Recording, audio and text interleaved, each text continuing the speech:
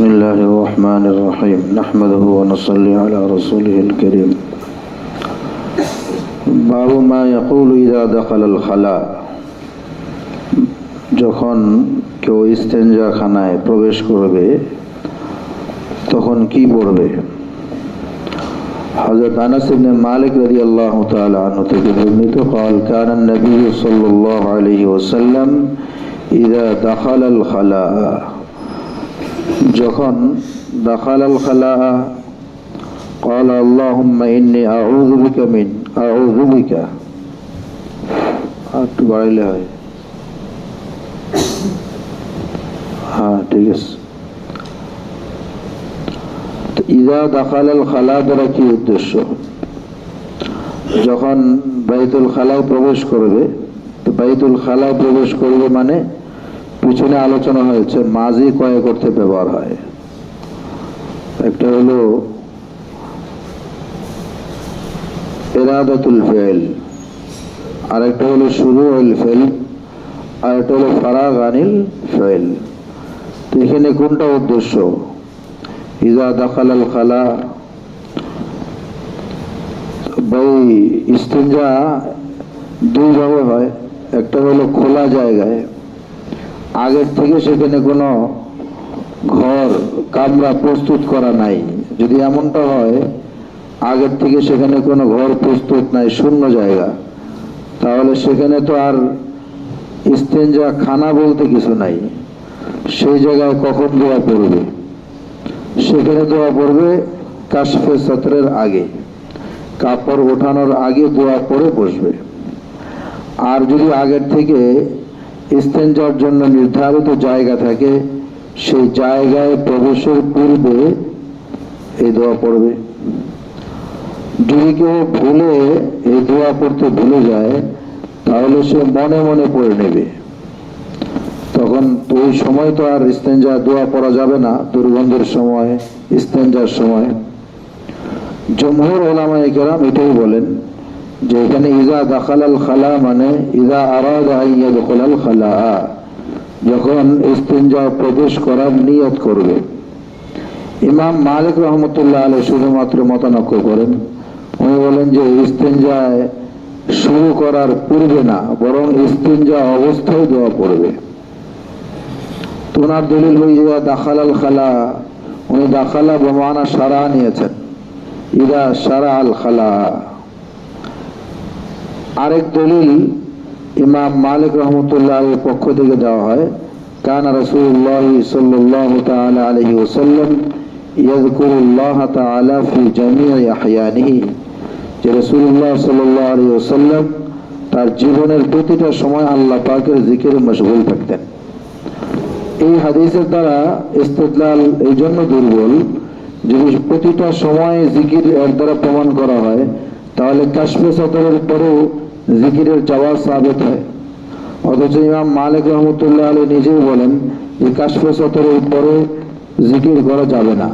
তাহলে বোঝা গেল কানা রাসূলুল্লাহ সাল্লাল্লাহু আলাইহি ওয়াসাল্লাম ইয়াজকুরুল্লাহ তাআলা ফি জামিই আহয়ানিহি দ্বারা, এটা জামি দ্বারা কুল উদ্দেশ্য না, এর দ্বারা আকসার উদ্দেশ্য। অর্থাৎ অধিকাংশ সময় নবী করিম সাল্লাল্লাহু তাআলা আলাইহি ওয়াসাল্লাম জিকিরে মশগুল থাকতেন। আরেক জবাব দেন মুহাদ্দিসিনে কেরামের পক্ষ থেকে, সেটা হলো এই রাসূলুল্লাহ সাল্লাল্লাহু আলাইহি ওয়াসাল্লাম যে সকল জায়গায় মাসনুন দোয়াগুলো আছে, ওই জায়গায় মাসনুন দোয়াগুলো পড়তেন। এটাকে বলা হয়েছে কানা ইয়াযকুরুল্লাহ ফি জামিই আহয়ানিহি। তো ইমাম আর রাসূলুল্লাহ সাল্লাল্লাহু তাআলা আলাইহি ওয়াসাল্লাম যে ইস্তিনজা প্রবেশের পূর্বে দোয়াটা পড়তেন, এটা সারাহাতান আরেক রিওয়ায়াতে বর্ণিত আছে। ইমাম বুখারী রাহমাতুল্লাহ আলাইহি এর কিতাব আল আদাবুল মুফরাদ, এই কিতাবে আদি আছে যে কানা রাসূলুল্লাহ সাল্লাল্লাহু আলাইহি ওয়াসাল্লাম ইযা আরাদা আন ইয়াদখুলাল খালা, সেখানে আরাদা স্পষ্ট উল্লেখ করা হয়েছে। এই জন্য এই সকল কারণে এখানে ইযা দাখালাল খালা দ্বারা উদ্দেশ্য ইযা আরাদা আন ইয়াদখুলাল খালা।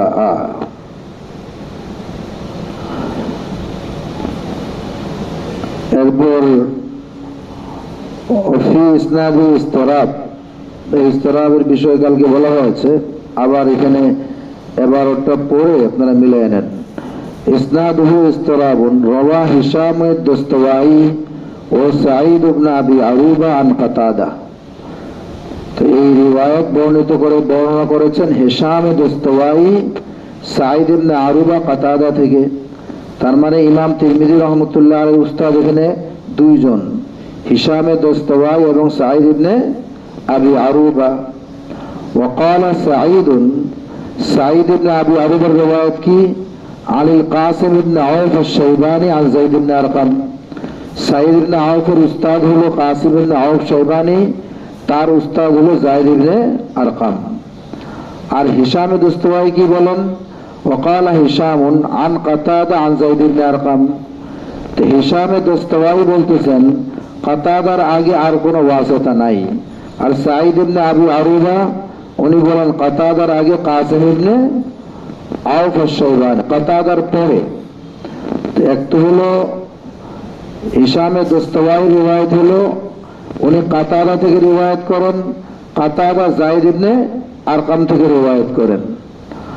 আর সাঈদ ইবনে আবি আরুবা বলেন যে না, বিষয়টা অন্য। বিষয়টা হলো সাঈদ ইবনে আবি আরুবা কাতাদা থেকে রিওয়ায়াত করেন, কাতাদা রিওয়ায়াত করেন কাসিম ইবনে আওফ আশ-শাইবানি থেকে, কাসিম শাইবানি যায়েদ ইবনে আরকাম থেকে রিওয়ায়াত করেন। তাহলে দুই রিওয়ায়াতের মধ্যে পার্থক্য কি হলো? হিশাম আদ-দাস্তাওয়াই উনি রিওয়ায়াত করেন কাতাদা থেকে, কাতাদা সরাসরি রিওয়ায়াত করেন যায়েদ ইবনে আরকাম থেকে। আর সাঈদ ইবনে আবি আরুবা উনিও কাতাদা থেকে রিওয়ায়াত করেন, বাকি কাতাদা সরাসরি যায়েদ ইবনে আরকাম থেকে রিওয়ায়াত করেন না। কাতাদা এবং যায়েদ ইবনে আরকামের মধ্যে একজন ওয়াসিতা আছে, সেটা হলো কাসিম ইবনে আওফ আশ-শাইবানি। এটা হলো দুই উস্তাদ ইমাম তিরমিজির, দুই উস্তাদের দুই সনদ। তৃতীয় সনদ, চতুর্থ সনদ বলতেছেন ওয়া রাওয়াহু শুবা ওয়া মা'মার। ইমাম তিরমিজি রাহমাতুল্লাহ আলাইহি বলেন আমার আরো দুই উস্তাদ আছেন, একজন হলেন শুবা, আরেকজন হলেন মা'মার। এই দুজনও কাতাদা থেকে রিওয়ায়াত করেন, বাকি কাতাদা থেকে উভয় রিওয়ায়াত করেন নাজর ইবনে আনাস থেকে, মানে কাতাদার উস্তাদ নাজর ইবনে আনাস। বাকি নাজর ইবনে আনাস কার থেকে রিওয়ায়াত করেন? ইমাম শুবা রাহমাতুল্লাহ আলাইহি বলেন নাজর ইবনে আনাস রিওয়ায়াত করেন আন যায়েদ ইবনে আরকাম। আর মা'মার ইবনে সাবিত উনি বলেন নাজর ইবনে আনাস রিওয়ায়াত করেন আন আবিহি আনাস ইবনে মালিক থেকে। তাহলে চার সনদ, চার রকম হয়ে গেল। চার সনদটা কি? আমি এখন শুধু সনদগুলো বলি। রাওয়া হিশাম আদ-দাস্তাওয়াই আন কাতাদা আন যায়েদ ইবনে আরকাম, এটা হলো একটা। দুই নম্বর রাওয়া সাঈদ ইবনে আবি আরুবা আন কাতাদা আনিল কাসিম ইবনে আওফ আশ-শাইবানি আন যায়েদ ইবনে আরকাম, এটা হলো দ্বিতীয় সনদ। তৃতীয় সনদ রাওয়া শুবা আন কাতাদা আনিন নাজর ইবনে আনাস আন যায়েদ ইবনে আরকাম।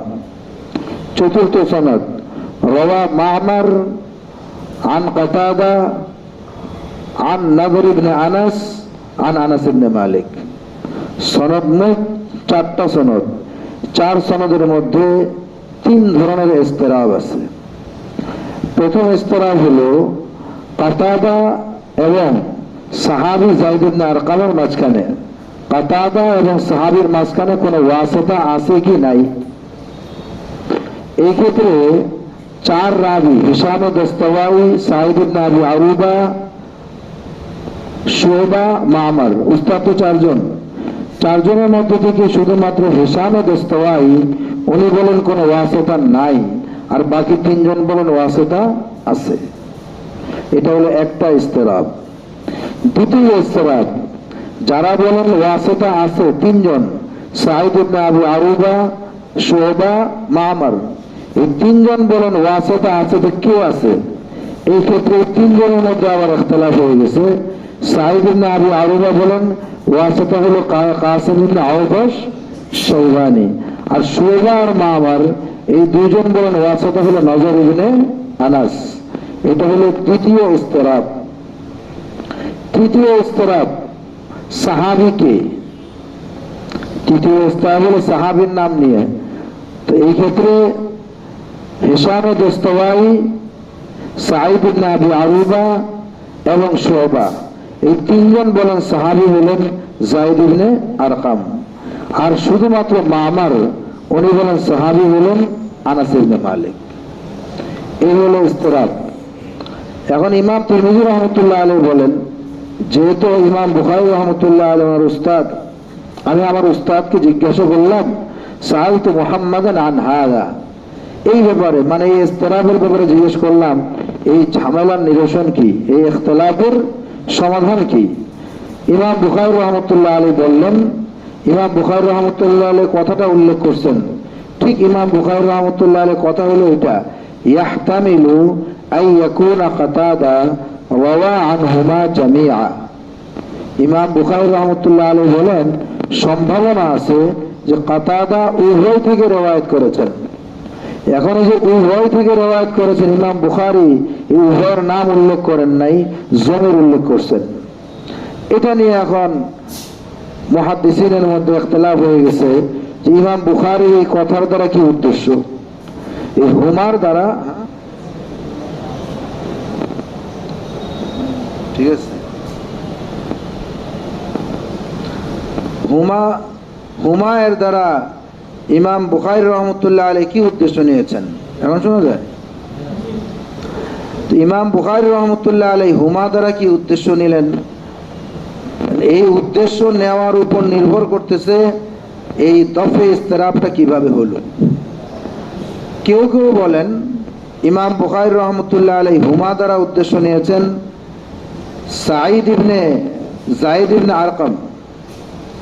হুমা দ্বারা একজন উদ্দেশ্য হলো যায়েদ ইবনে আরকাম, আরেকজন উদ্দেশ্য হলো নজর ইবনে আনাস।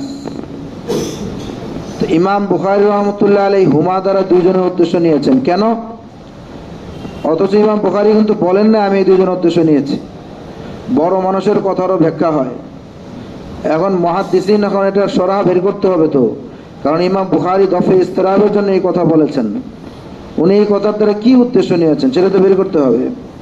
তো ইমাম বুখারী রহমতুল্লাহ আলাইহি যদি হুমা দ্বারা যায়েদ ইবনে আরকাম উদ্দেশ্য নেন এবং নজর ইবনে আনাস উদ্দেশ্য নেন, তাহলে এক কথায় তিনও ইস্তিরাব দফা হয়ে যায়, তিনও ইস্তিরাব দফা হয়ে যায়। সেটা কিভাবে? এক নম্বর ইস্তিরাব ছিল কাতাদা এবং যায়েদ ইবনে আরকামের মধ্যে ওয়াসিতা আছে কি নাই। তো যখন ইমাম বুখারী রহমতুল্লাহ আলাইহি বললেন যে হযরত কাতাদা উনি যায়েদ ইবনে আরকাম থেকে রিওয়ায়াত করেছেন, তার মানে যায়েদ ইবনে আরকাম থেকে ওনার সব ধরনের রিওয়ায়াত প্রমাণিত, বিল ওয়াসিতাও প্রমাণিত, বেগাইরে ওয়াসিতাও প্রমাণিত, তাহলে এক নম্বর ইস্তিরাব দফা হয়ে গেল। আর দুই নম্বর ইস্তিরাব ছিল ওয়াসিতা যদি থাকে ওয়াসিতাটা কে। ইমাম বুখারী বললেন যায়েদ ইবনে আরকাম থেকেও শুনছে কাতাদা, আবার নজর ইবনে আনাস থেকেও শুনছে, তার মানে ওয়াসিতা দুজনই হইতে পারে। যায়েদ ইবনে আরকামের থেকে রিওয়ায়াত বিল ওয়াসিতা বেলা ওয়াসিতার দ্বারা কাসিম ইবনে আওফ আশ-শাইবানির নাম এসে গেছে। আবার যেহেতু উনি নজর ইবনে আনাসের কথা বলেছেন, তো নজর ইবনে আনাস বলার দ্বারা ওয়াসিতা যায়েদ ইবনে আরকাম হতে পারে, নজর ইবনে আনাসও হতে পারে। তো দুই নম্বর ইস্তিরাব খতম হয়ে গেছে। তিন নম্বর ইস্তিরাব হলো সাহাবী কে। তো হযরত ইমাম বুখারী রহমতুল্লাহ আলাইহি বললেন যে হুমার দ্বারা উদ্দেশ্য যে যায়েদ ইবনে আরকাম, তার মানে সাহাবী যায়েদ ইবনে আরকাম হতে পারে। আবার নজর ইবনে আনাস থেকে যেহেতু কাতাদা রিওয়ায়াত করেছে, তো নজর ইবনে আনাস দুইজন থেকে রিওয়ায়াত করেছেন, যায়েদ ইবনে আরকাম থেকেও রিওয়ায়াত করেছে, আনাস ইবনে মালিক থেকেও রিওয়ায়াত করেছেন। তো ইমাম বুখারী বলতে চাচ্ছেন নজর ইবনে আনাস যত তরিকায় রিওয়ায়াত করছে সবগুলো তরিকায় সহিহ। তো এই হিসাবে এক কথার দ্বারা তিন ইস্তিরাব খতম হয়ে যায়, দফা হয়ে যায়। এটা শুনতে খুব সুন্দর, এই দফা ইস্তিরাবটা, এর পদ্ধতিটা, মার্জাটা যদি দুইজনের দিকে নেওয়া যায় তিন ইস্তিরাব দফা হয়ে যায়, কিন্তু এটা আসলে অতটা রাজেহ দফা ইস্তিরাব না। এই হুমার মার্জাটা যদি যায়েদ ইবনে আরকাম ধরা হয় আর আরেকটা যদি ধরা হয় হুমার দ্বারা নজর ইবনে আনাস, যদিও বাহ্যত মনে হয় যে দফে ইস্তিরাব হয়ে গেছে, কিন্তু আসলে এটা অতটা সুন্দর না, সেটা বর্ণনা সামনে আসতেছে। দ্বিতীয় নম্বর কেউ কেউ বলেন ইমাম বুখারী রহমতুল্লাহ আলাইহি এখানে হুমার দ্বারা মূলত যায়েদ ইবনে আরকাম আর কাসিম ইবনে আওফ আশ-শাইবানীকে উদ্দেশ্য নিয়েছেন।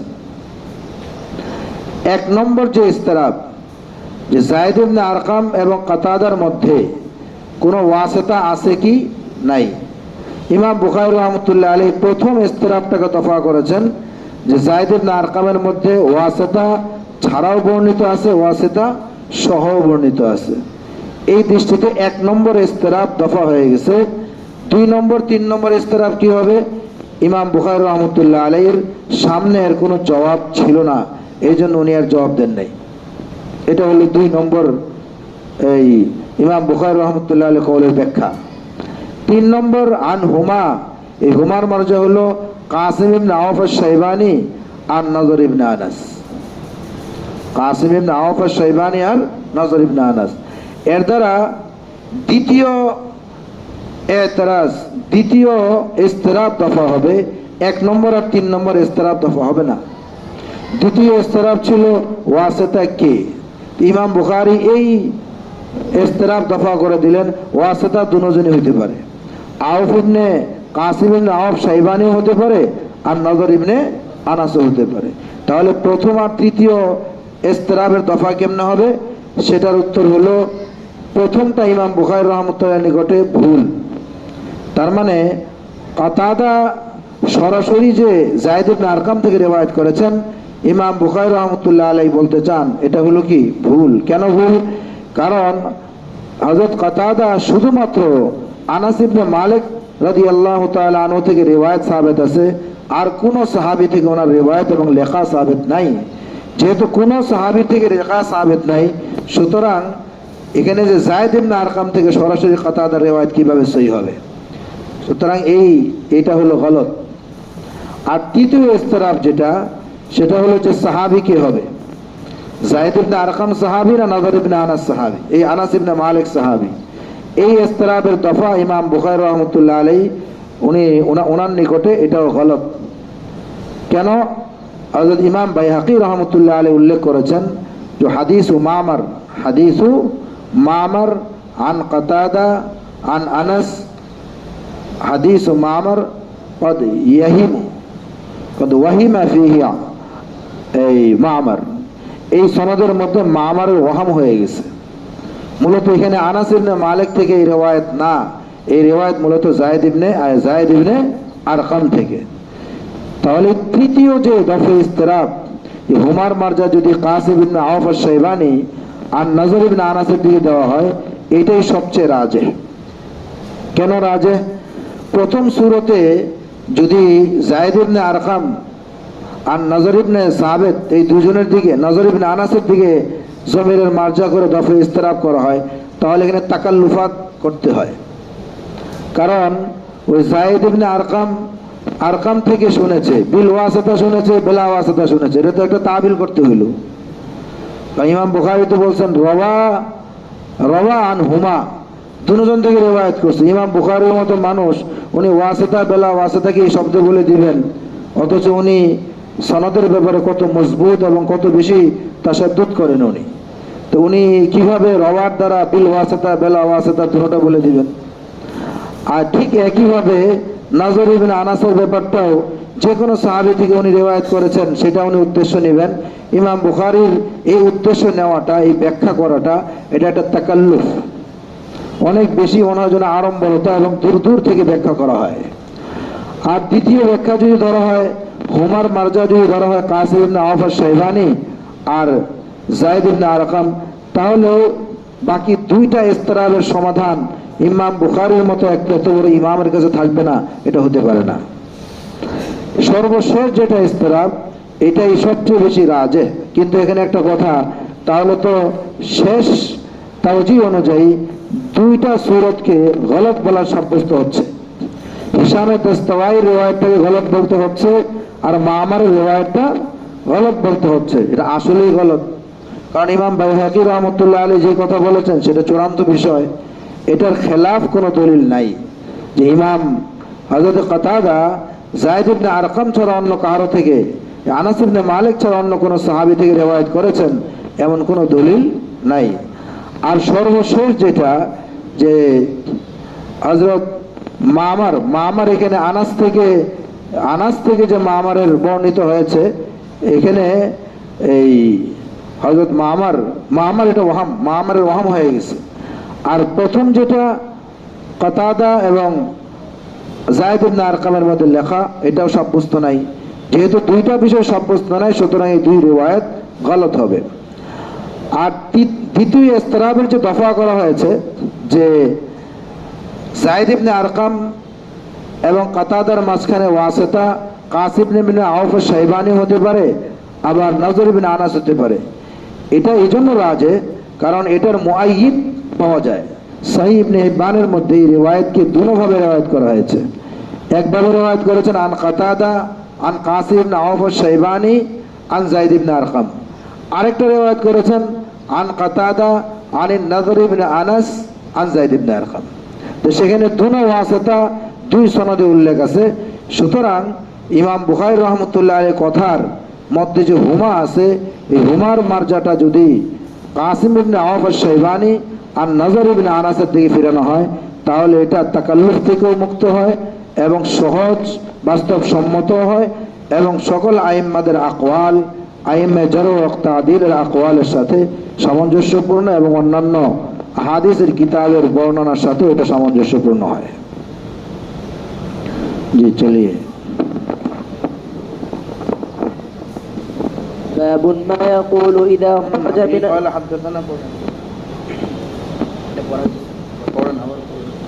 وبه قال حدثنا أحمد بن عبدة الضبي قال حدثنا حماد بن زيد عن عبد العزيز بن صهيب عن أنس بن مالك رضي الله عنه أن النبي صلى الله عليه وسلم كان إذا دخل الخلاء قال اللهم إني أعوذ بك من الخبث والخبائث.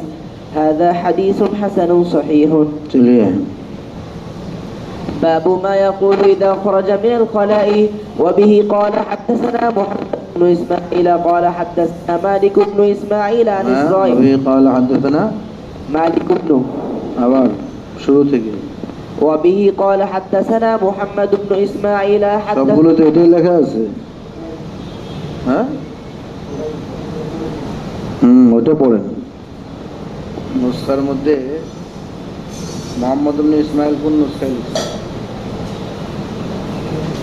হ্যাঁ,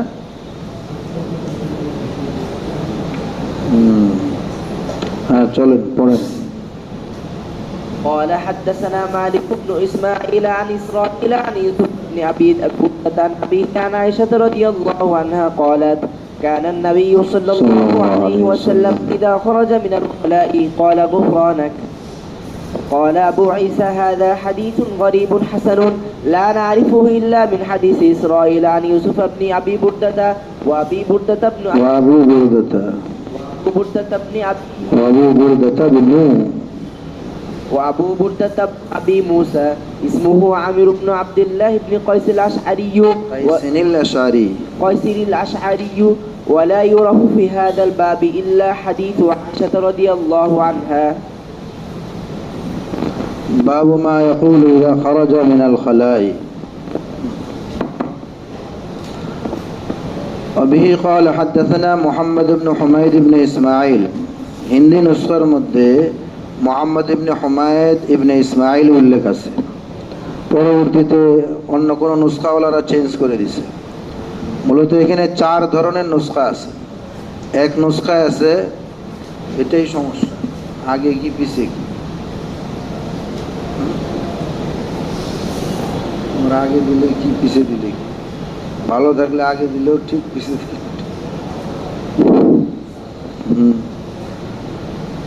حدثنا محمد بن حميد بن إسماعيل.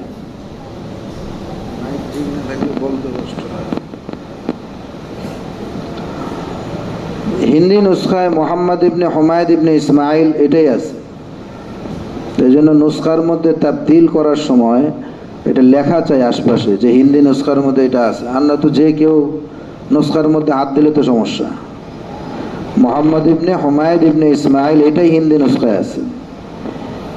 ইবনুল আরবি ওনার একটা নুসখা আছে, সেখানে আছে মুহাম্মদ ইবনে ইসমাইল قال حدثنا حميد قال حدثنا مالك بن ইসমাইল। দুই, বাজ কালামি নুসখার মধ্যে আছে حدثنا احمد بن محمد بن ইসমাইল حدثنا احمد بن محمد بن ইসমাইল قال حدثنا اسماعيل قال حدثنا مالك بن ইসমাইল। তিন, হ্যাঁ, তাহলে এটা কোন নুসখা? হিন্দি নুসখায় যদি মোহাম্মদ ইবনে হুমায়দ থাকে, যেই নুসখা সামনে আছে এটা কি নুসখা? এটা জবাব কি? এই নুসখা কোন নুসখাকে অনুসরণ করেছে, এটা হলো বিষয়। এই জন্য নুসখার তাবদিল না করে ভালো হইতো যদি নুসখা যেটা আছে এটা রেখে দিয়ে বলে দিতে যে অন্য নুসখার মধ্যে এটা আছে, তাহলে এটা সুন্দর ছিল। ইসলামী ওয়ালারাই ঝামেলা করতে থাকে, কিতাবের মাঝখানে নতুন নতুন এবার ঢুকায় দেয়। এই অধিকার তো কারো দেওয়া হয়নি। কিতাব যে হালতে আছে সে হালতে রাখা চাই। তো হাদাসানা মুহাম্মদ ইবনে হুমায়দ ইবনে ইসমাইল, এটা হলো হিন্দি নুসখায়। আর মিসরি নুসখা যেটা ইবনুল আরবি ওনার নুসখা, সেখানে আছে মুহাম্মদ ইবনে ইসমাইল قال حدثنا حميد قال حدثنا মালিক। আর বাস কালামি নুসখায় পাওয়া যায় حدثنا আহমদ ইবনে মুহাম্মদ ইবনে ইসমাইল قال حدثنا أحمد بن محمد بن إسماعيل قال حدثنا إسماعيل قال حدثنا مالك। চতুর্থ একটা নুসখা যেটা আসলে সবচেয়ে সহি, حدثنا محمد بن إسماعيل قال حدثنا مالك بن إسماعيل, যেটা আপনি পড়লেন। কিন্তু নুসখার মধ্যে যে অবস্থা আছে সেই অবস্থা রাখা চাই। যদি কোনো সারা থাকে, যেমন তাফসিরে জালালাইনের মধ্যে বিভিন্ন দুই জায়গায় ভুল আছে, বড় ধরনের দুই তিন জায়গায় আছে না, এখন কি কেউ এটাকে ঠিক করে দিবে? সে অধিকার কারো আছে? মুসান্নিফ যেইভাবে লিখছেন সেইভাবে রাখা চাই। তো হিন্দি নুসখায় এখন বিভিন্ন শুরুহাতের মধ্যে লেখা আছে হিন্দি নুসখায় এইটা, মিসরি নুসখায় এটা, শারহিন সরা লেখা আছে। এখন একজন কিতাব বইলা সরার সাথে মিলে দেখে কই হিন্দি নুসখার মধ্যে তো এটা নাই। যেমন এখানে একটা দিয়ে নিচে আবার লিখে দিয়েছে অফিস নুসখাতুল হিন্দিয়া, তাহলে এটা কোন নুসখা? চার ধরনের নুসখায় চার রকম পাওয়া যায়। তো এক নম্বর যেটা এখানে উল্লেখ আছে মুহাম্মদ ইবনে হুমায়দ ইবনে ইসমাইল قال حدثنا মালিক, তো এখানে আসলে এটা এই জন্য সহি না, কারণ ইমাম তিরমিজির কোন উস্তাদের নাম মুহাম্মদ ইবনে হুমায়দ ইবনে ইসমাইল নাই, এবং মালিক ইবনে ইসমাইলের কোনো শাগির্দ মুহাম্মদ ইবনে হুমায়দ ইবনে ইসমাইল নাই। সেই ক্ষেত্রে এই হিন্দি নুসখাটা এটা সহি না, এই নুসখার মধ্যে এই শব্দটা উল্লেখ করা সহি হয় নাই। মিসরি যে নুসখা আছে ইবনুল আরবির নুসখা, সেখানে আছে হাদাসানা মুহাম্মদ ইবনে ইসমাইল قال حدثنا حميد قال حدثنا মালিক। সেখানে ইমাম মুহাম্মদ ইবনে ইসমাইল মানে বুখারী, ইমাম বুখারীর উস্তাদ রাখা হয়েছে হুমায়দ, অথচ ইমাম বুখারীর কোন উস্তাদ নামে হুমায়দ ছিল না, এক উস্তাদ ছিল, ওনার নাম ছিল হুমায়দি। সুতরাং এটাও সহি বলা যাবে না। আরেক নুসখা হলো আহমদ ইবনে মুহাম্মদ ইবনে ইসমাইল قال حدثنا ইসমাইল قال حدثنا মালিক। তো আহমদ ইবনে মুহাম্মদ ইসমাইল নামে কোন রাভি ইমাম তিরমিজির উস্তাদ নাই, সুতরাং এটাকেও সহি বলা যায় না। তো সর্বশেষ যেটা নুসখা মুহাম্মদ ইবনে ইসমাইল قال حدثنا মালিক ইবনে ইসমাইল, এটা রাজিহ এবং এটা হলো সহি।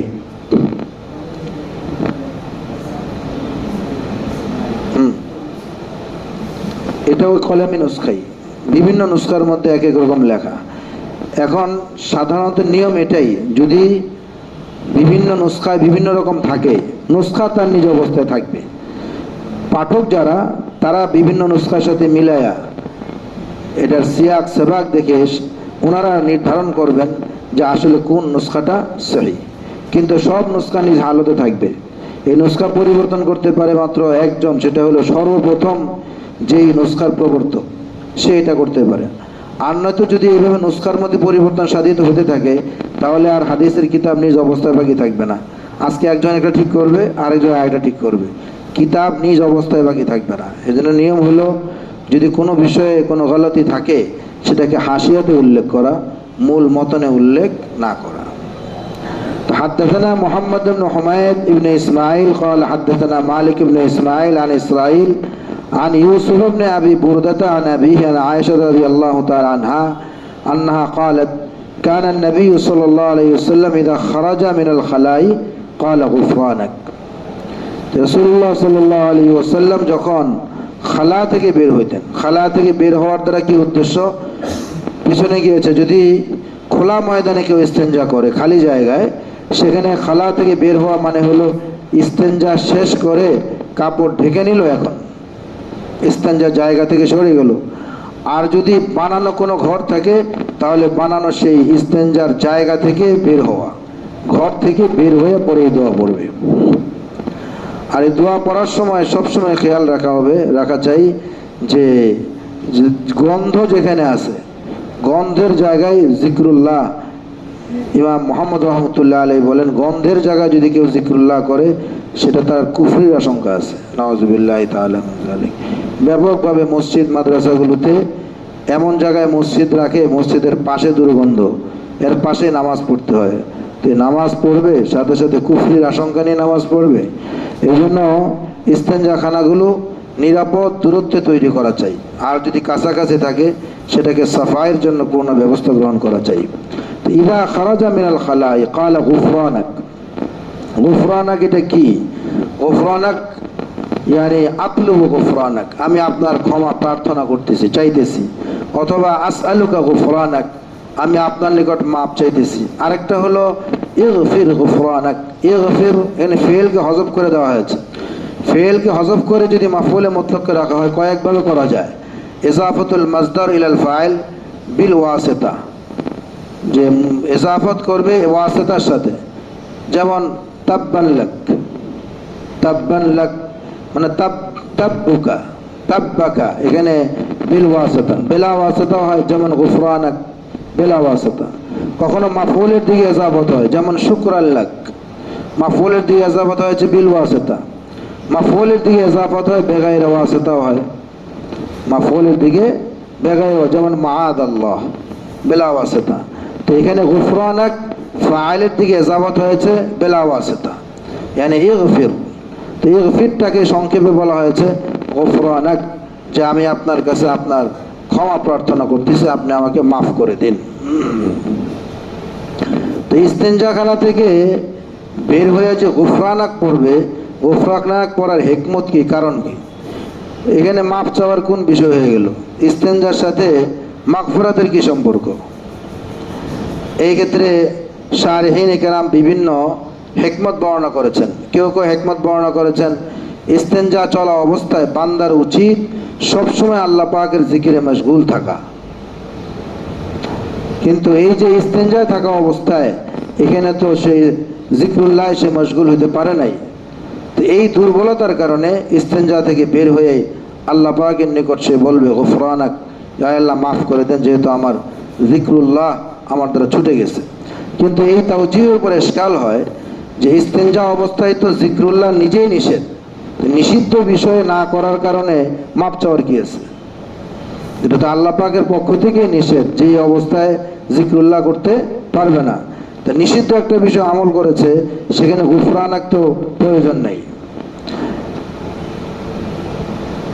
হযরত ইমাম রব্বানী রশিদ আহমদ গঙ্গুই রহমতুল্লাহ আলাইহি লিখেছেন, এটা আরেকটা তাওজিহ লিখেছেন, সেটা হলো যে গুফরানাক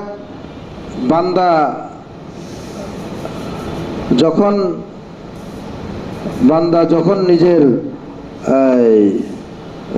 ইস্তেঞ্জার অবস্থা যখন সে অবলোকন করে, তখন এর দ্বারা নিজের ভিতরগত দুর্বলতা, ভিতরগত গুনাহের কথা মনে পড়ে, নিজের কমজোরির কথাগুলো মনে পড়ে।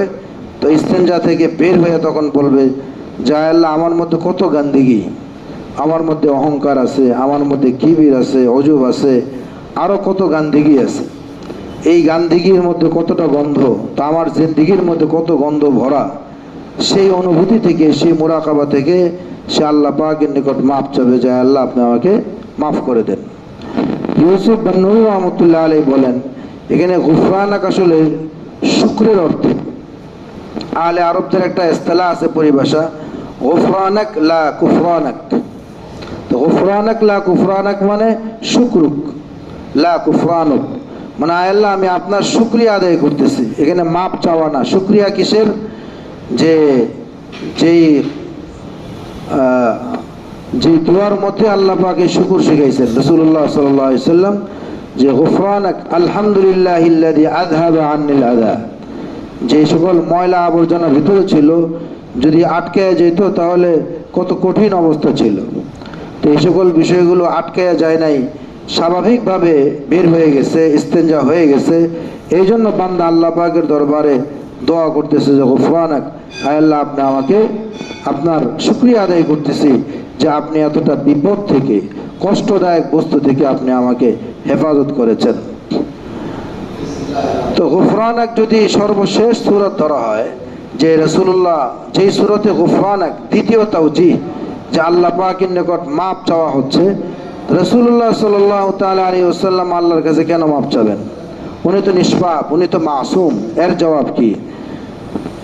সাইয়্যাতুল হাসানাতুল আবরার সাইয়্যাতুল লিল মুকাররাবিন, একটা প্রবাদ আরবিতে আছে যে ভালো ভালো কাজ, কিন্তু যারা আল্লাহ পাকের মুকাররব বান্দা তাদের জন্য ভালো কাজগুলো কোনো কোনো ক্ষেত্রে এটা গুনাহের মতো হয়ে যায়। যেমন রাসূলুল্লাহ সাল্লাল্লাহু তাআলা আলাইহি ওয়াসাল্লাম যখন মক্কার বড় বড় সর্দারদেরকে নিয়ে বসছেন, ওই অবস্থায় আব্দুল্লাহ ইবনে উম্মে মাকতুম রাদিয়াল্লাহু তাআলা আনহু যখন সাক্ষাৎ করতে আসছেন, নবী করিম সাল্লাল্লাহু আলাইহি ওয়াসাল্লাম একটু ভ্রুকুঞ্চিত হয়েছে। ভ্রুকুঞ্চিত করলেন, এটা দ্বীনের জন্যই করছিলেন, দ্বীনের জন্য, দ্বীনের কল্যাণেই করছিলেন, যে এত বড় বড় নেতাদের সাথে বসছি, দ্বীনের ফায়দা হবে, এর মধ্যে আরেকজন কেন আসলো? আল্লাহ পাক সেটার উপরেই কোরআনের আয়াত নাযিল করছেন, আবাসা ওয়া তাওয়াল্লা। আল্লাহ পাক ধমকের সূরতে এখানে রাসূলকে বলেছেন, অথচ এখানে তো কোনো গুনাহ ছিল না, খেলাফে আউলা একটা বিষয় ছিল। তো এই জন্য যে যত উঁচু হয়, বড় হয়, তার জন্য ছোট ছোট বিষয়গুলি তো অত বড় মনে হয়। তো রাসূলুল্লাহ সাল্লাল্লাহু তাআলা আলাইহি ওয়াসাল্লাম যখন ইস্তেঞ্জা থেকে বের হয়ে আসতেন, তখন এই নিজের মধ্যে আবদিয়ত, ফানাইয়ত পয়দা হইতো। আবদিয়ত ও ফানাইয়ত বান্দাকে আরো উঁচু দরজা দান করে। তো রাসূলুল্লাহ সাল্লাল্লাহু তাআলা আলাইহি ওয়াসাল্লাম যখন আরো উঁচু দরজায় পৌঁছে যেতেন, তখন নিচের যে দরজা, আগের দরজার জন্য আল্লাহ পাকের নিকট ইস্তেগফার করেন, যে আল্লাহ আমি আগে কি হালতে ছিলাম, আপনি আমাকে মাফ করে দেন। হ্যাঁ, এই বিষয়টা বোঝা যায়। কারো শরীরে কাপড় আছে, মাশাআল্লাহ সবার সাথে চুপচাপ বসে আছে, কোনো টেনশন নাই। হঠাৎ একজন ফকফকা সাদা কাপড় পরে আসছে, এখন নিজের কাপড়ের দিকে তাকায় দেখে যে আল্লাহ আমারটা তো ময়লা। আগে কিন্তু ময়লার অনুভূতি ছিল না। যখন ফর্সা কোনো জিনিস, পরিষ্কার কোনো জিনিস সামনে আসে, তখন নিজেরটা যে ময়লা সেটার অনুভূতি হয়। তো আগের জিন্দিগি আর পরের জিন্দিগি যখন দেখে যে আমার আগের জিন্দিগি থেকে তো এখনকারটা আরও উজ্জ্বল, তো আগেরটা নিজের কাছে মনে হয় যেন এটা তো দোষযুক্ত। সেই জন্য আবদিয়তের কারণে রাসূলুল্লাহ সাল্লাল্লাহু তাআলা আলাইহি ওয়াসাল্লাম মাকাম যখন আরও উঁচু হয়ে যেত, আগের জিন্দিগির জন্য ইস্তেগফার করতেন, যে হায় আল্লাহ আমি কি জিন্দিগি আমার ছিল, এখন তো আরও, এখনকার জিন্দিগির তুলনায় আগের জিন্দিগি তো অত উন্নত না। এই জন্য নবী করিম সাল্লাল্লাহু তাআলা আলাইহি ওয়াসাল্লাম নিজেও বলতেন যে গুফরানাক। এক জবাব হতে পারে। আরেক জবাব হলো তালিমান লিল উম্মাহ, উম্মতকে শেখানোর জন্য এই দোয়া পড়তেন, যাতে উম্মত শুনে শুনে আমল করে। ক্বালা আবু ঈসা হাযা হাদীসুন হাসানুন গরীবুন। আলহামদুলিল্লাহি রাব্বিল আলামিন।